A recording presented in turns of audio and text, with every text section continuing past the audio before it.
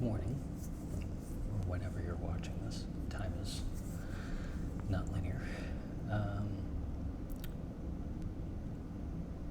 I posted a very vulnerable video yesterday, and not vulnerable in what I said or shared, but vulnerable in being seen, feeling the feelings that I was feeling. Say that sentence 5 times fast.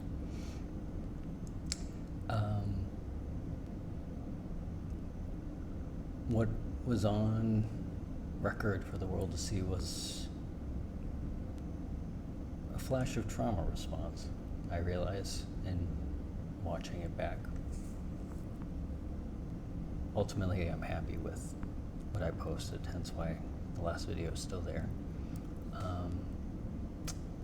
That said, I've felt uncomfortable since, not because it's something I'm not okay with having out there, but because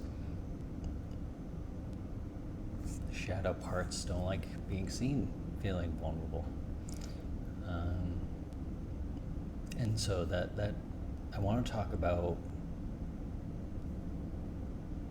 what happened, what the trauma response was, where it came from, and why it's here now. I'm gonna write that down so I can stay on.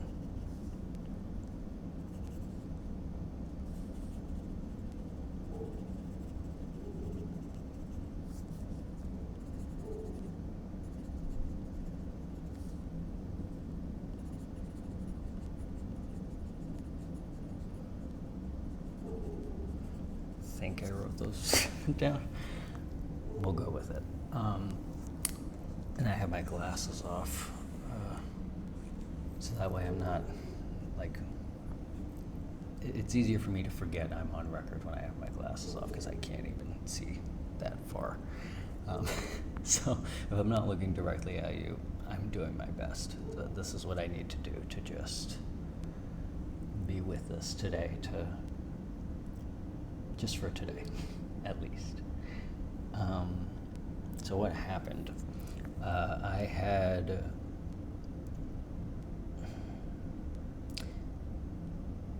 I was initially going to do a podcast video labels of show and tell of things that I have recently gotten that have been really nice to buy. Just went to adjust glasses that weren't there. And then I figured I would do my usual dice roll thing to see if that was aligned. And the thing was, it was aligned, but I trust that everything happened the way that it needed to. It all tied together. It was all nice. Very much the Uranus energy that came through in the dice anyway. Unexpected, right? I had let the thinking get the best of me, the shadow parts get the best of me for a moment, and tried to tie it into something else that I wasn't deeply called to talk about at the moment. And the thing is, for years that was something that used to work as a mental pattern for me, but now it doesn't, because I live in my truth, I honor my truth, I'm intimately aware of my internal compass, and I follow that above all else. And so I was able to acknowledge what my internal compass was telling me, which is, this is not, I'm not feeling connected right now, this isn't what I want to talk about, and acknowledge what it was that I wanted to talk about. And once I started to do a sort of like leading into the show and tell thing, talking about the crutches that I got, I started feeling disconnected then, and that's what the trauma response was then. That was the beginning of dissociation. And to have that on record is a very vulnerable thing. That said, it's such a common experience that isn't talked about nearly enough and isn't normalized. And so it's important that that's seen, not just for other people, but also for myself in its own form of healing. And I was able to call that out as it was happening. I've done a lot of exposure therapy work surrounding trauma, many years of different programs and peer recovery training as well on top of that. And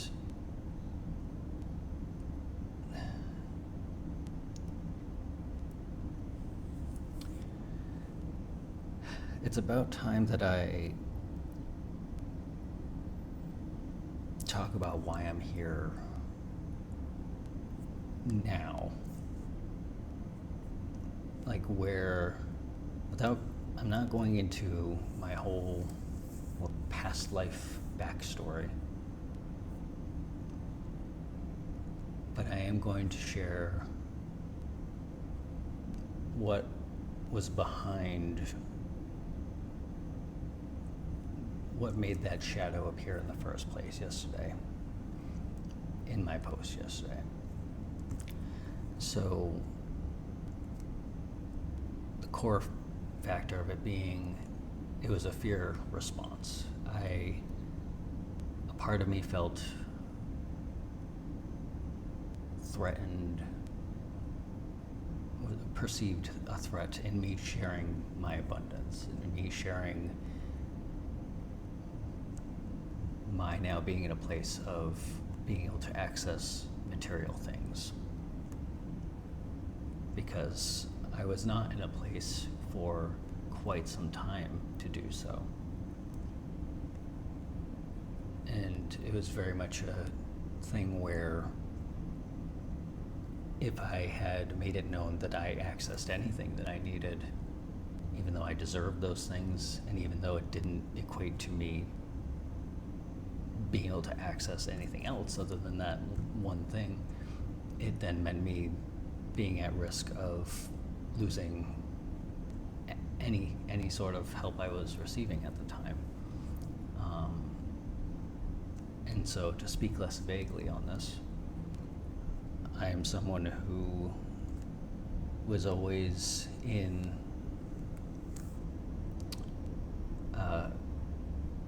insecure housing, whether that be through abusive birth family, toxic, abusive, romantic sexual relationships, whether that was living out of my car when I had a car,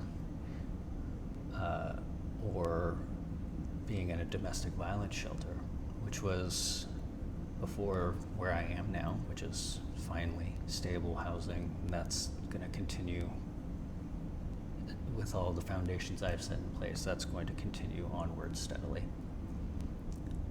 for the first time ever and onward. But the step before this was the domestic violence shelter that I was at for 2 years. And that program was set to be 3 to 6 months maximum. And they made an exception for me that I am eternally grateful for. That's that they knew where I came from, what my circumstances were, and they made it work with me. With a shit ton of self-advocacy, of course, and being responsible throughout. And so going from nearly 30 years of not having my needs met, whether that be being in a birth family that had the resources, but I was the black sheep and did not have my actual needs met, to being in relationships where I had a mask on unknowingly at the time to survive and was with materialistic partners, which was its own repeating pattern of them being scared from their own places of insecurity. And to then being in a shelter, like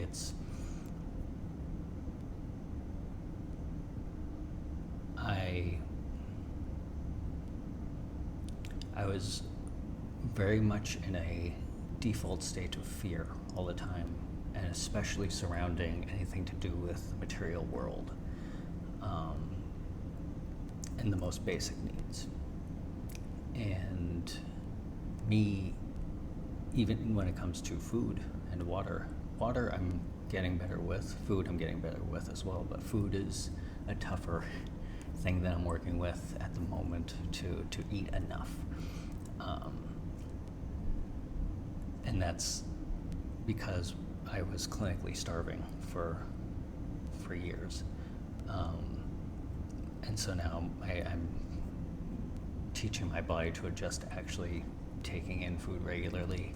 And there's two layers to that. There's just purely physical layer of it's just not used to eating enough for so long. And then there's the other layer of the trauma responses, because even when I was in a position to access resources to food, I was constantly in a state of trauma response to where I had no appetite, and I would have to,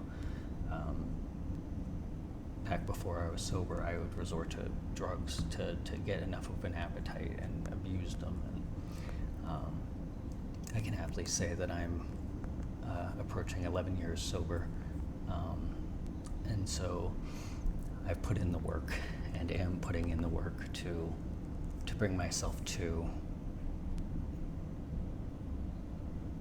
a healthy start to this new life. And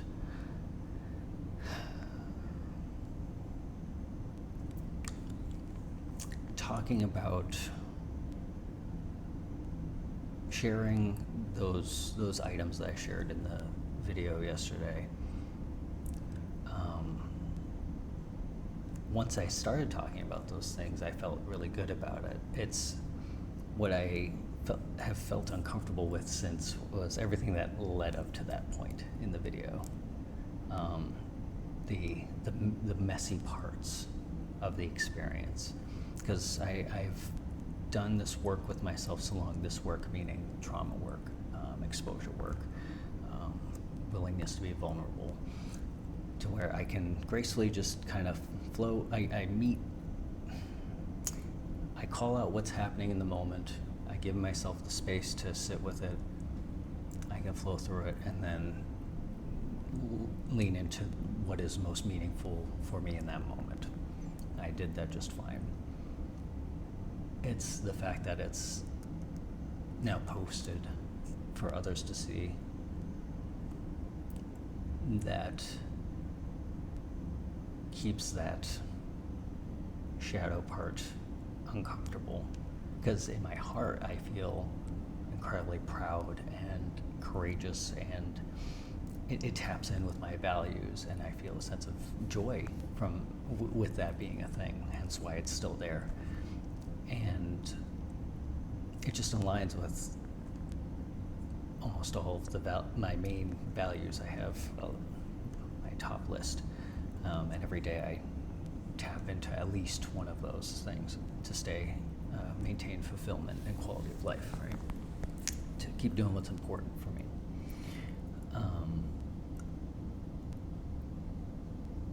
And so I'm glad I did that, and I'm glad it was messy, because as uncomfortable as it can be in that sort of peripheral experience,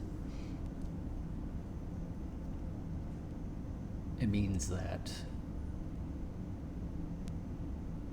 I'm showing my most authentic self, unedited, just how I would be in person with anybody.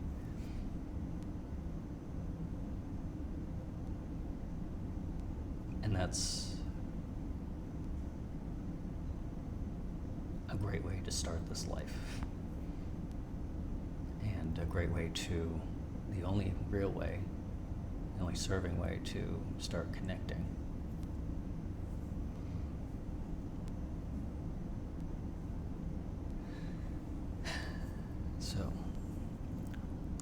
else do I have here? The what I want to do about it section, the last one.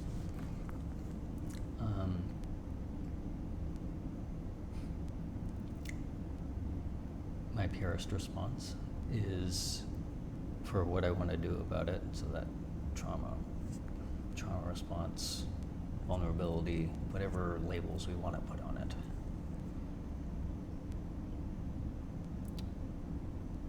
Authentic moment.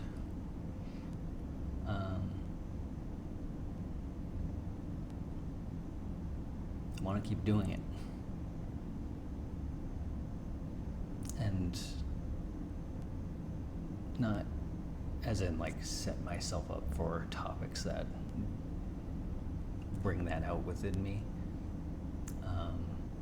That would just make it a lot more stressful than good. Also, anything that comes up like that now, because I've done so much of the foundational work, it's in unexpected ways. So it's not something I can really like take myself apart to then like hone in on anymore, because I've done so much of that formally. So it's just, by being intentional about it, I mean when those moments of vulnerability, of extra vulnerability arise, meeting them the way that I do, and following through on sharing myself as I am in this moment, presently, entirely, intentionally. Not hiding what is likely the most relatable parts of my experience for people, you know?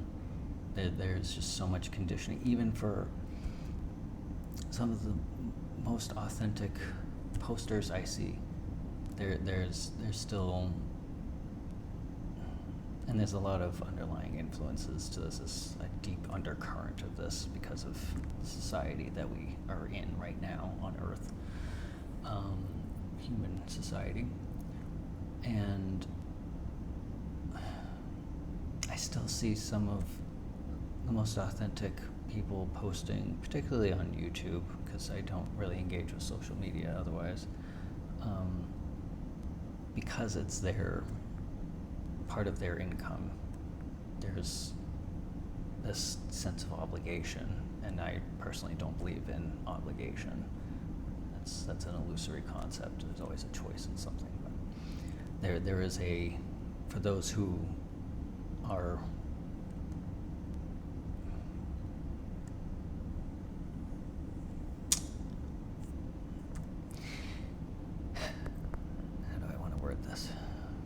I want to be as least judgmental as possible, so I'm trying to separate the initial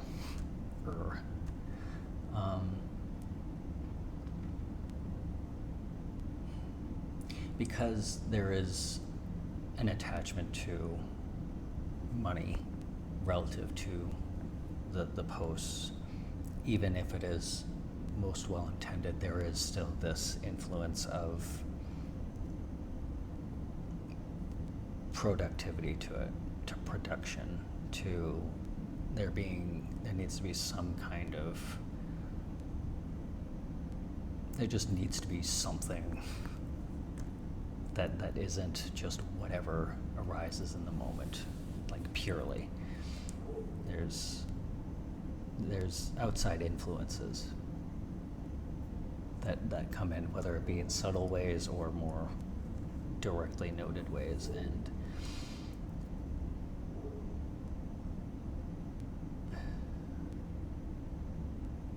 that makes it difficult at times for me, and I know for sure so many other people that want to share themselves on YouTube, online, because we feel we need to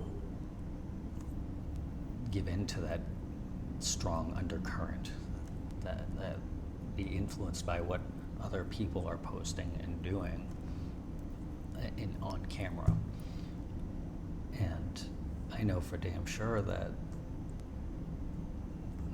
most of us aren't doing,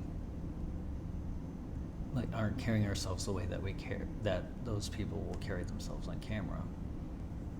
That I once carried myself on camera all the time, or most of the time. And for me, there is no use in me trying to present myself in a sort of way that isn't just how I am off camera. It doesn't serve me, and it doesn't serve anybody who watches, because anything otherwise is just dishonoring who we are in our purest essence, and it's also adding to that deep, powerful undercurrent of egoic influence. And I'm not here to add to that. And so here I am, as I am now, the multifaceted gem that I am of a being. And what that shadow part of me likes to try and throw in my face is the illusion thought that whoever sees this who doesn't spend time with me regularly in person, that them seeing my weaknesses just undermines my authority and my empowered self when I show up for channeling or show up for any sort of lectures that I give or anything like that. And no, it just means that I'm multifaceted and I'm willing to show up to show all of my facets, because I am an empowered individual. It is because I am secure in myself, the core of my essence of being, and all that I have lived through and learned from and grown from. That is why I can show this side of me, of the many sides of me.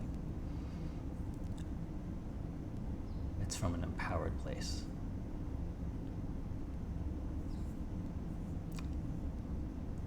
Not some accidental point of fear. It's not some unaware, unintentional tripping on camera sort of thing, energetically. So, that is where I will leave this today. For those of you who are listening and watching, I appreciate you. I love you. And let us continue to keep being our beautiful, multifaceted, authentic selves. I'll see you in the next one.